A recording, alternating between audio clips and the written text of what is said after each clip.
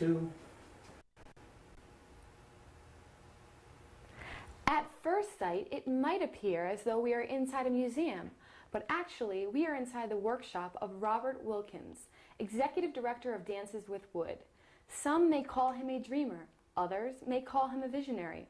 Ultimately, he has transformed his life to turn his dream into something real, into something tangible. Dances with Wood is a non-profit organization that provides programs based around woodworking projects for children with life-threatening or serious illness. Please welcome to the program, Robert Wilkins. Robert, pleasure to have you on the program today. Thank you, my pleasure to be here. So can you please tell us a little bit about the Dances with Wood program and how it evolved? It began as a vision I once had to inspire and empower children in hospital. And it began 12 years ago with a program in Yale New Haven Children's Hospital, and it was designed to create an experience for a child to show them how beautiful they are. You know, I say to people, I don't actually work with sick children, but they're in hospital.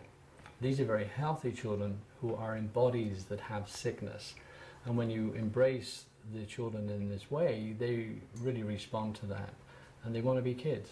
They want to be healthy, creative kids. And so the program is based around that and then designed in accordance with the needs of the hospital system. I'm sure you have many memorable stories and moments, but is there one in particular that you could share with us today?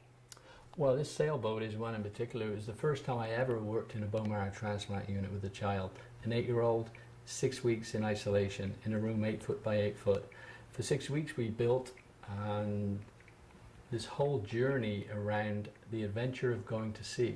We went around the world, we circumnavigated the globe several times, we had crew lists, we had pictures of the islands he could see, so it empowered his creativity and imagination. And 6 weeks in a bone marrow transplant, it's what I call the eye of the storm.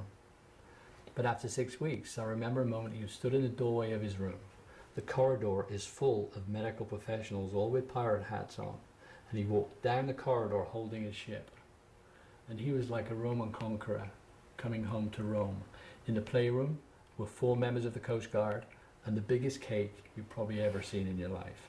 And that moment when his father looked at me and he couldn't even say anything, he was so touched. So moments like that are a great example of the power and the importance of creativity and imagination to a child. Absolutely. Now, if we take a moment and look at this ship, there is a lot of detail that goes into this. So this ship was actually created from his hospital bed, is that correct? Correct. Okay. So we have some string here, we have the sails, we have different colors of paint, of course the wood. So how are these kits distributed to the children in the hospital, and how do they put them together? Well, the 2 answers to that question. First is I work with the child life department. They administer the program in each of the hospitals, so they select the children and the appropriateness of the age level and everything. Then the actual system itself is they have everything in a bag. So the system is designed to empower the hospital staff to use it for the children and also for their families too. We actually have a kit here today we're going to demonstrate with. It's always good to have a hands-on experience. So. Okay, so take us through the process, Robert. This is going to be a box, a series of pieces here ready for assembly, and this is an example of the nature of the design. This is a red block, however it's also an assembly jig, and the function of the assembly jig is to allow a child to build something like a box without any adult intervention. And the workbooks themselves, this is also designed to teach and inspire a child to actually build the whole project themselves, again under their own steam. There's simple marks that the children line up like that. Then we take a real screw and we take a hammer, and I think you're going to be very adept at this. Oh goodness, we'll give it a shot. You're a natural, good. Screwdriver is non-puncture square drive. It means you don't have to actually exert downward pressure. So a child sitting in a hospital bed can insert the screw. Latex free from Canada, so it complies with all health and safety regulations. And away you go. Now, all of these tools come inside the kit as well as the wood? The tools are actually held by the hospital staff, and they administer the tools to the families and to the children as appropriate for their age group. Okay, so right here, Robert, we have basically one of the kits that could be distributed to children in a hospital. Is that correct? And it comes with this book right here, which describes the process step by step of how they can put it together. But as well as this kit, there's also many other types of kits available that they can select from. Is that correct? Correct. Over the years, when working with children, I always ask them if they have any ideas. And so all the creativity that you see here comes from the children. I'm just a really good listener. And there is a very popular one called the race car. I must have built thousands of these kits for children to actually build.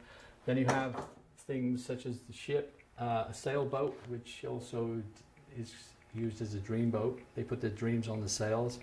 The box is very popular, and there's another tool here which is a house box reader, and this allows a child to actually hold the book to read. That is so innovative. Robert, if people want to get involved in your organization, how can they find out more? How can they sign up to become a volunteer with Dances with Wood? Great question. The website is probably the best way to do it, which is www.danceswithwood.org. That's danceswithwood.org. And I have an email link there so they can easily contact me. And I'd love to hear from anybody who might be interested in learning more about this or even helping. Well, it was an absolute pleasure to have you here with us on the show today. Thank you so much for being here. My pleasure. Thank you very much, Christina.